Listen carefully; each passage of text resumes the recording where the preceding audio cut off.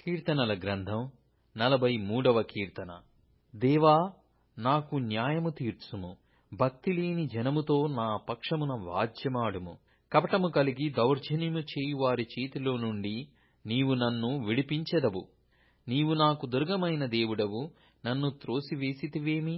నేను శత్రువు బాధచేత దుఃఖాక్రాంతుడనై సంచరింపనేలా? నీ వెలుగును నీ సత్యమును బయలుదేరజేయుము. అవి నాకు త్రోవ చూపును. అవి నీ పరిశుద్ధ పర్వతమునకును నీ నివాస స్థలమునకును నన్ను తోడుకొని వచ్చును. అప్పుడు నేను దేవుని బలిపీఠమునొద్దకు, నాకు ఆనంద సంతోషములు కలగజేయు దేవుని యొద్దకు చేరుదును. దేవా, నా దేవా, సితారా వాయించుచు నీకు కృతజ్ఞతాస్తుతులు చెల్లించెదను. నా ప్రాణమా, నీవేళ కృంగియున్నావు?